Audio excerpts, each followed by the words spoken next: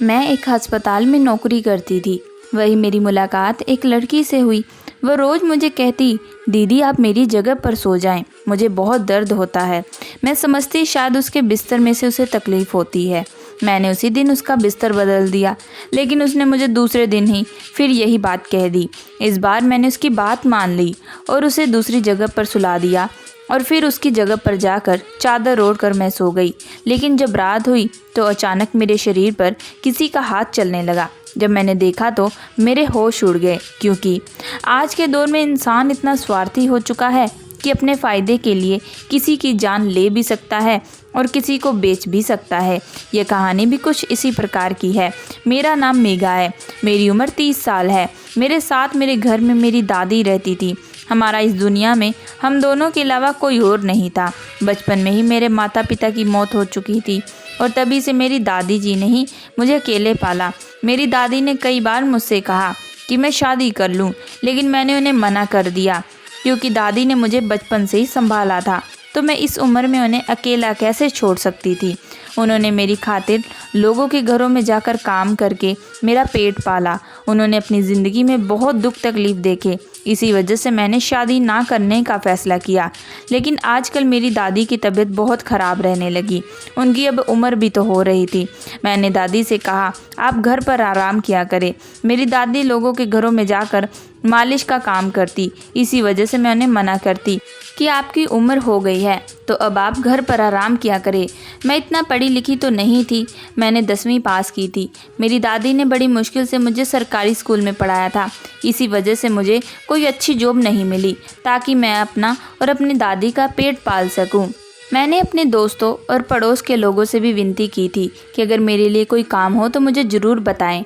मेरी दादी को भी यह मालूम था कि मैं काम ढूंढ रही हूँ। उन्होंने भी मेरे काम के लिए किसी से बात की थी। फिर एक दिन मेरी दादी शाम को जब घर आई तो वह कहने लगी, आज उन्होंने मेरे काम के लिए किसी से बात की है। एक अस्पताल है जहाँ पर मुझे छोटा मोटा काम मिल जाएगा। मैंने फिर भी दादी से पूछा कि फिर भी मुझे बताएं तो सही, आखिर मुझे काम करना क्या पड़ेगा। लेकिन दादी ने कहा, कल तुम खुद वहाँ चली जाना और वहाँ जाकर तुम पता कर लेना। तो मैं दादी के कहने पर दूसरे दिन उस अस्पताल में चली गई।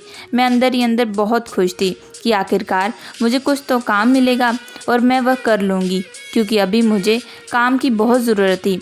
हमारे घर के हालात भी बहुत ख़राब थे। अब तो दादी की तबीयत भी ख़राब हो रही थी। उनकी दवा के लिए भी पैसे चाहिए थे। यही सोचते सोचते मैं अस्पताल पहुंची तो वह अस्पताल एक छोटा सा था, मानो जैसे घर ही हो। मैं गेट के अंदर दाखिल हुई तो वहाँ एक वॉचमैन बैठा था। मैंने उसे ऑफिस का पता मांगा तो उसने मुझे सामने कमरे की तरफ इशारा किया। मैं वहाँ चली गई। अंदर देखा तो वहाँ एक मैडम बैठी थी। मैंने उनसे अंदर आने का पूछा तो उन्होंने कहा कि आ जाओ। मैंने उन्हें बताया कि मैं नौकरी के लिए आई हूँ। उन्होंने मुझसे मेरा नाम, मेरी पढ़ाई के बारे में पूछा तो मैंने उन्हें सब कुछ बता दिया। फिर उन्होंने कुछ वक्त के बाद मुझे कहा कि ठीक है, तुम कल से आ जाना, लेकिन हमारे यहाँ रात को रुकना पड़ता है। सिर्फ संडे ही तुम अपने घर जा सकती हो। उनकी बात सुनकर मैं तो बहुत परेशान हो गई। मैंने कहा, क्योंकि मेरी दादी को मैं अकेला कैसे छोड़ सकती थी और अभी तो उनकी तबीयत भी ठीक नहीं थी। मैंने मैडम से कहा, मैं रोज़ नहीं आ सकती। तो उन्होंने कहा, यहाँ पर हर समय बच्चों की देखभाल करनी पड़ती है, क्योंकि जिस भी लेडीज़ की डिलीवरी होती है तो बच्चों की देखरेख के लिए उन्हें एक लेडीज़ की ज़रूरत है। उन पेशेंट का बेड वगैरह भी चेंज करना पड़ता है और साथ में थोड़ा बहुत पेशेंट को भी देखना पड़ता है। सीधे तरीके से कहा जाए तो तुम्हें एक दाई का काम करना होगा। इसके अलावा यहाँ और कोई काम नहीं है। मैंने ठीक है कहकर मैं घर वापस चली गई, क्योंकि मेरे पास और कोई रास्ता तो नहीं था। लेकिन बस चिंता यही थी कि मेरी दादी घर पर अकेली कैसे रहेंगी और अकेले घर कैसे संभालेगी। मैं बहुत ज़्यादा परेशान हो रही थी। यही सोचते सोचते मैं घर आ गई। जब घर आई तो मेरी दादी ने पूछा, क्या हुआ, तुम्हारी नौकरी लग गई? तो मैंने कहा कि हाँ, सब कुछ तो ठीक है, लेकिन मुझे वहाँ पर रहना पड़ेगा और मुझे संडे को ही छुट्टी मिलेगी। फिर मेरी दादी ने कहा कि अगर तुम्हें यह काम ठीक लगता है तो तुम करो, तुम मेरी चिंता बिल्कुल मत करो। अगर वैसे पैसे सही दे रहे हैं तो कोई एतराज़ नहीं होना चाहिए। तुम बस अपने काम की तरफ ध्यान दो। यह सब सुनकर मैंने उनसे कहा कि मैं तो चली जाऊंगी, फिर आपका खाना कौन बनाएगा, कौन आपकी देखभाल करेगा, आप कैसे अकेली घर संभालेंगी। फिर मेरी दादी ने कहा कि मैं उनकी चिंता ना करूं, वह खुद ही खाना बना लेंगी। वैसे भी सारी उम्र उन्होंने खुद से ही काम किया था, और साथ में तुमने तो अब मुझे लोगों के घरों पर जाकर मालिश करने के काम से भी मना कर दिया है, तो मैं अपने लिए इतना तो कर सकती हूँ ना। दादी की बात सुनने के बाद मैंने भी कहा ठीक है, मैं कल से काम पर चली जाऊँगी, लेकिन आप अपना पूरा ख्याल रखिएगा। मैंने फिर रात को अपने कपड़े निकाल कर बैग में रख लिए और कुछ ज़रूरत का सामान भी रख लिया। अगले दिन मैंने अपनी दादी का आशीर्वाद लिया और अस्पताल चली गई। वहाँ जाकर मैडम से मिली। मैडम ने मुझे मेरा सारा काम समझा दिया, मुझे मेरा कमरा भी दिखा दिया। मैं अपने कमरे में गई, मैंने अपना सामान और कपड़े और वहाँ मैं कमरे में रख दिए। वह कमरे में मेरे साथ 2 लड़कियाँ भी रहती थी, लेकिन उस समय कमरे में कोई नहीं था। मैंने थोड़ा आराम किया, फिर मैं बाहर आ गई। बाहर मुझे 1-2 लड़कियां मिली जो वहाँ पर काम करती थी। फिर दोपहर में खाना खाने का वक्त हुआ। खाना बनाने के लिए एक आंटी आती थी, वही दोनों टाइम का खाना बनाकर चली जाती। मेरे यहाँ पर अच्छा वक्त गुजर रहा था। जब भी किसी पेशेंट की डिलीवरी होती तो बच्चे को मैं ही संभालती और उसके बाद पेशेंट का बिस्तर भी मैं ही चेंज करती।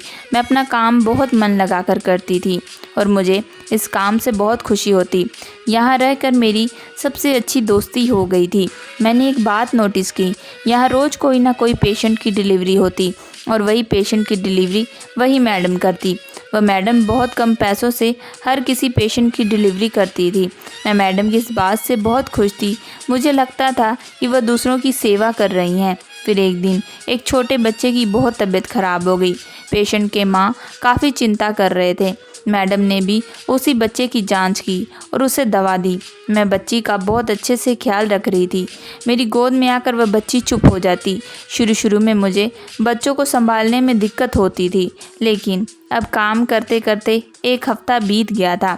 अब मुझे आदत पड़ गई थी और मुझे समझ में आ गया था कि बच्चों को कैसे संभालते हैं। फिर धीरे धीरे उस बच्ची की माँ से भी मेरी काफ़ी अच्छी दोस्ती बन गई। उसने बहुत कम उम्र में एक बच्चे को पैदा किया था। उस औरत की उम्र सिर्फ 16 साल की थी।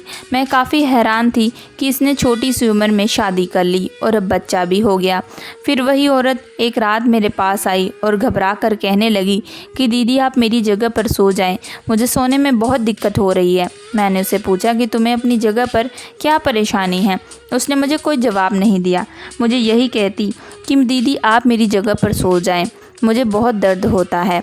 मैंने कहा ठीक है, तुम फिक्र मत करो, मैं कुछ करती हूँ। मैंने सोचा शायद इसे अभी बच्चा पैदा किया है, इस वजह से इसको सोने में दिक्कत हो रही है। इसी वजह से मैंने उसकी जगह बदल दी। हमारा कमरा उन पेशेंट के कमरों से काफ़ी दूर था। हम लोगों ने रात का खाना खाया और अपने कमरे में जाके सो गए। अगले दिन जब मैं उठी तो रोज़ की तरह अपने कामों में लग गई और जब दोपहर का खाना खाने का समय हुआ तो मैं उस पेशेंट के पास गई और उससे पूछा कि अब तो तुम्हें अच्छी नींद आई होगी ना, अब तो मैंने तुम्हारी जगह भी बदल दी थी। लेकिन वह पहले की तरह आज भी उदास थी। उसने मुझे अभी भी वही बात कही कि दीदी आप मेरी जगह पर सो जाया करें, मुझे बहुत दर्द होता है। मैंने उससे पूछा अब कैसा दर्द, क्या अभी भी तुम्हें डिलीवरी की वजह से दर्द हो रहा है। मैंने सोचा शायद उसने छोटी उम्र में बच्चा पैदा किया है, इसी वजह से वह इतना दर्द से परेशान हो रही है। इतने में मैडम मेरे पास आ गई। उसने मुझे तब कोई जवाब नहीं दिया। अब मैं जब उस पेशेंट से मिलती तो वो मुझे यही कहती, लेकिन मैं उसकी बात को टाल देती। मुझे लगता शायद उसे यहाँ रहना अच्छा नहीं लगता, इसलिए वह मुझसे ये बात कहती है। लेकिन मैं ये सोचती थी कि भला उसे यहाँ परेशानी क्या हो सकती है, यहाँ तो सब बहुत खुश रहते हैं। फिर मैंने सोचा क्यों ना आज मैं उसके बिस्तर पर जाकर सोच देखती हूँ, तो सब पता चल जाएगा कि वह झूठ बोलती है या सच। तो आज हम लोगों ने रात का खाना खाया। उसके बाद मैं उसी पेशेंट की जगह पर जाकर सो गई। मैंने उस पेशेंट को अपने कमरे में सुला दिया और मैं उसकी जगह जाकर लेट गई थी। थोड़ी देर बाद ही मुझे कब नींद आ गई मुझे कुछ मालूम नहीं। कुछ ही देर हुई थी कि मुझे ऐसा लगा किसने मेरे पैरों को छुआ हो। मैंने अपनी चादर के अंदर अपने पैर कर लिए। फिर अचानक से मुझे फिर से एक चुभन हुई। मैंने चादर हटा कर देखा तो मुझे वहाँ पर कुछ लोग नज़र आए। वह लोग आपस में कुछ बातें कर रहे थे, लेकिन मैंने उन्हें ठीक से नहीं देखा। उससे पहले ही मैं बेहोश हो गई। अगली सुबह जब उठी तो अपनी जगह पर सो रही थी। मेरे सर पर हल्का सा दर्द था, आंखें लाल हो रही थी। मुझे अपनी तबीयत कुछ ठीक नहीं लग रही थी। मैंने उठकर हाथ मुंह धोया और नाश्ता किया और दवाई ली और रोज़ की तरह अपने कामों में लग गई, क्योंकि मुझे रात के बारे में कुछ याद ही नहीं था। दोपहर के समय में मैं फिर से उसी पेशेंट के पास गई और पूछने लगी, अब तो तुम ठीक हो ना? मैंने उसे कहा कि मुझे कोई दर्द तो नहीं हुआ, तुम सिर्फ मुझसे ही बहाना करती हो। आज से तुम अपनी जगह पर ही सोगी और आगे से मुझसे ऐसी कोई बात नहीं करना, क्योंकि कुछ ही दिनों के बाद तुम्हें डिस्चार्ज दे दिया जाएगा। फिर बाद में मैंने उससे पूछा कि तुम्हारे घर से तुम्हें देखने क्यों नहीं आता? उसने कहा कि मैंने एक लड़की को जन्म दिया है, जिस वजह से मेरे सास ससुर मुझसे बात नहीं करते और मेरा पति भी मुझे नहीं पूछता। उसकी यह बात सुनकर मुझे काफ़ी तकलीफ़ हो रही थी, लेकिन मैं कुछ कर नहीं सकती थी। इसलिए मैं चुपचाप अपने कमरे में चली गई और सोचने लगी कि लोग कितने स्वार्थी होते हैं। अगर लड़का पैदा किया जाए तो वाहवाही होती है, अगर लड़की पैदा हुई तो उसे दर्द में यूँ छोड़ देते हैं। अगले दिन संडे था तो मैं अपनी दादी से मिलने घर चली गई। तो मेरी दादी मुझे देखकर बहुत खुश हुई और मुझसे पूछने लगी कि मुझे वहाँ पर ज़्यादा काम तो नहीं करना पड़ता। मैंने अपनी दादी से कहा कि नहीं, वहाँ पर मैं बिल्कुल भी ज़्यादा काम नहीं करती, आराम से रहती हूँ। और मैंने अपनी तनख्वाह अपनी दादी के हाथ में दे दी। वह मुझे दुआएं देने लगी। अगले दिन मैं फिर अस्पताल के लिए निकल गई। वहाँ जाकर मैं अपने कामों में लग गई। शाम को जब मैं उसी पेशेंट का बिस्तर बदलने के लिए गई तो मुझे पता चला कि वही पेशेंट अब अपने घर जा चुकी है। मुझे लगा कि शायद उसके पति को अपनी गलती का एहसास हो गया, इस वजह से उसे लेकर जा चुका, क्योंकि आज अस्पताल से उसे छुट्टी मिलने वाली थी। मैं खुश थी कि अब उसकी बच्ची को भी उसके बाप का प्यार मिल पाएगा। फिर मैंने और पेशेंट में अपने आप को बिज़ी कर लिया। मुझे एक बात बहुत हैरान करने वाली थी। यहाँ रोज़ाना बहुत पेशेंट आते थे और उनकी डिलीवरी भी होती थी, लेकिन कई बार ये सुनती कि जब डिलीवरी हुई तो उनका बच्चा मर गया। इस बात से मुझे काफ़ी दुख होता, लेकिन यह हर रोज़ किसी न किसी एक पेशेंट के साथ ज़रूर होता था। मैं इस वजह से काफ़ी परेशान थी। मैंने सोचा कि कोई ना कोई बात तो ज़रूर है, लेकिन मैं किससे पूछूं? अगर किसी से पूछती तो मुझे कोई कुछ ना बताता, और अगर मैं ज़्यादा छानबीन करती तो मेरी नौकरी भी खतरे में जा सकती थी, और मुझे इस नौकरी की अभी बहुत ज़्यादा ज़रूरत है। अगर मेरी यह नौकरी छूट जाती तो पता नहीं मुझे कुछ काम मिलता या नहीं। इसी वजह से मैंने इस बात को छोड़ दिया। लेकिन अब मुझे काम करते करते पूरे 2 महीने हो चुके थे।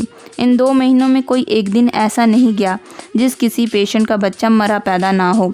अगर किसी का बच्चा जिंदा पैदा होता तो कुछ दिन के बाद ही वह भी मर जाता। जितनी भी औरतों की डिलीवरी होती उन सब की उम्र 14 से 15 साल की थी, क्योंकि यह अस्पताल गांव में था और गांव में कम उम्र में ही शादी करा दी जाती। फिर एक दिन एक पेशेंट की डिलीवरी हुई। वह भी मुझे कहने लगी, मुझे यहाँ पर दर्द होता है। यह बात सुनकर हैरान हो गई, क्योंकि यही बात मुझे पहले भी कुछ पेशेंट कह चुके थे। जब मैंने उस पेशेंट से पूछा कि तुम्हें कैसा दर्द होता है, क्या तुम्हें कोई परेशान करता है या तुम्हें बिस्तर में कोई चुभन होती है, तो वह औरत रोने लगी और रोते रोते मुझे बताया कि उसे ऐसा लगता है कि उसे कोई इंजेक्शन लगाया हो। फिर उसके बाद उसे कुछ याद नहीं, और जब सुबह होती उसके पूरे शरीर में दर्द होता। मेरे दिमाग में ऐसी बात आई जो मैं कभी सोच भी नहीं सकती थी। मैंने खुद से ही सवाल किया और सवाल करके जवाब दिया कि ऐसा नहीं हो सकता। यहाँ ऐसा कौन कर सकता है? यहाँ सब लोग तो बहुत अच्छे हैं। उसने भी एक लड़की को पैदा किया था, जिसकी वजह से उसके भी सास ससुर उसके साथ नहीं थे और ना ही उसका पति था। मैंने तुरंत कमरा बंद किया और उसके कपड़े उतार कर उसका जिस्म देखने लगी। मैंने देखा कि उसके जिस्म पर कुछ निशान थे। मैं समझ गई कि इसके साथ ज़रूर कुछ गलत हुआ है। मैंने उसे कहा कि तुम फिक्र मत करो, मैं रात को तुम्हारे साथ ही सोऊंगी, घबराओ नहीं, और तुम यह बात किसी को मत बताना, और जो तुम्हारे साथ हुआ है मैं उसका पता लगा कर रहूँगी। और जब रात हुई तो मैं उसके कमरे में जाकर उसकी जगह पर सो गई। मैंने किसी को भी इस बारे में कुछ नहीं बताया था। मैंने अपने ऊपर चादर ओढ़ ली। फिर जब रात के 2 बजे तो तभी किसी के दरवाजे खोलने की आवाज़ आई। जब मैंने चादर से चुपके से देखा तो वहाँ 2 आदमी नज़र आ रहे थे। वो दोनों आदमी ने उस छोटी सी बच्ची को चुपके से उठाया और उसका मुंह बंद किया। फिर उसे इंजेक्शन लगा दिया ताकि वह चिल्लाए ना। कुछ देर के बाद उसे गोद में उठाकर कमरे से चले गए। यह सब देखकर मेरे तो होश ही उड़ गए। मैंने जल्दी से उनका पीछा किया। ये दोनों आदमी वही थे जब एक रात मैं उस पेशेंट की जगह पर सोई थी, लेकिन उसके बाद मुझे कुछ याद भी नहीं रहा था। आज मुझे उनका चेहरा देखकर समझ में आ गया। मैंने सोचा कि यह बात मैं जाकर तुरंत मैडम को बताती हूँ, लेकिन तब तक वो लोग निकल जाते, इसीलिए मैंने उनका पीछा करना ही सही समझा। पीछा करते करते मैं बाहर आ गई तो मुझे देखकर तब हैरानी हुई जब वॉचमैन से वह लोग बात कर रहे थे। इसका मतलब वह भी उनके साथ शामिल था, क्योंकि उसे गेट खोलना था। तब मैं समझ गई कि मामला क्या है। उनके निकलते ही वॉचमैन ने गेट बंद कर दिया तो दूसरी साइड में मैंने गाड़ी में मैडम को देखा और मुझे ये मामला पूरी तरह साफ साफ समझ में आ गया कि इन सब के पीछे में मैडम का ही हाथ है। मैं चुपके से उस वॉचमैन से नज़र बचाकर भाग निकली और भागते भागते पीछा करते एक जंगल में आ गई जहाँ पर एक छोटा सा घर था। वो लोग उस घर में चले गए और अंदर से दरवाज़ा बंद कर लिया। मैंने घर के चारों तरफ से देखा तो मुझे कोई दरवाज़ा मिल पाया अंदर जाने के लिए। तब मुझे एक दरवाज़ा दिखा जो कि टूटा था। मैं उसी से कूदकर अंदर चली गई। पूरे घर में अंधेरा था। अंदर जाकर मैंने देखा कि एक कमरे की लाइट चल रही थी। मैं धीरे से उस कमरे की तरफ बढ़ रही जिसका अंदर से दरवाज़ा भी बंद था। मैंने खिड़की से झांक कर देखा तो मेरे होश ही उड़ गए। वहाँ दो आदमी थे। एक आदमी खड़ा था तो दूसरा छोटी सी बच्ची को गोद में लिए खड़ा था और साथ में मैडम थी। मैडम उन लोगों से बात कर रही थी और कह रही थी कि इसके बदले में मुझे काफ़ी अच्छे पैसे चाहिए। वो लोग इन बच्चियों को चुरा कर बाहर मुल्क में बेच देते हैं और काफ़ी अच्छा पैसा कमाते हैं और पेशेंट को यह बताते हैं कि डिलीवरी के वक्त उनकी बच्ची मर गई। अगर कोई पेशेंट होश में रहता तो कुछ दिनों के बाद उसकी बच्ची को भी मरा हुआ बता देते। जब मैडम यह सब बात कर रही थी तो मैंने तुरंत मोबाइल का कैमरा ऑन किया और उन सब की वीडियो बना ली। मुझे इस बात का काफ़ी दुख हो रहा था कि मैडम इस मामले में शामिल थी। वह कैसे एक बच्ची को बेच सकती थी, ये सोचकर भी मेरे रोंगटे खड़े हो रहे थे। वह भी तो एक माँ थी, तो वह कैसे दूसरी माँ के बच्चे को इस तरह उनसे छीन कर उन्हें बेच सकती है। मैं बहुत ज़्यादा घबरा गई थी। मैं तुरंत चुपचाप वहाँ से निकली और भागने लगी। भागते भागते मैं एक पुलिस स्टेशन के पास आ गई। वहाँ जाकर मैंने उस वीडियो को दिखाया। पुलिस वाले मेरे साथ तुरंत मैडम को जाकर उस जगह पर पकड़ लिए। मैंने मैडम को जाकर एक ज़ोरदार थप्पड़ मारा और पूछा कि तुम ऐसा कैसे कर सकती हो? तुम तो खुद एक माँ हो, तो तुम्हें ये करते हुए तुम्हारे हाथ नहीं काँपे? पुलिस गिरफ्तार करके मैडम और उन दो आदमियों को लेकर जा चुकी थी। मैंने उस बच्ची को पकड़कर उसे उसकी माँ तक पहुंचाया। अब उस अस्पताल को भी बंद कर दिया गया। मैं अपने घर वापस चली गई और अपने घर जाकर अपनी दादी को सारी बात बताई। दादी मेरी बात सुनकर उन्होंने कहा कि मैंने जो किया बहुत अच्छा किया, हमें ऐसी कमाई की कोई ज़रूरत नहीं। मैंने जो इतने महीने से पैसे कमाए थे उन पैसों से घर पर ही खाना बनाकर बेचने का काम किया और यह काम मेरा बहुत अच्छा चला और हमारे घर की हालत भी अब ठीक हो चुकी थी और अब मैं अपनी दादी के साथ बहुत खुश थी और मैंने अपने भगवान का मन ही मन शुक्रिया किया। दोस्तों, मैं आशा करती हूँ कि आप लोगों को ये कहानी पसंद आई होगी। अगर आप लोगों को ये कहानी पसंद आई है तो प्लीज़ हमारे चैनल को लाइक एंड सब्सक्राइब ज़रूर करिएगा एंड बेल आइकन का बटन ज़रूर दबाइएगा।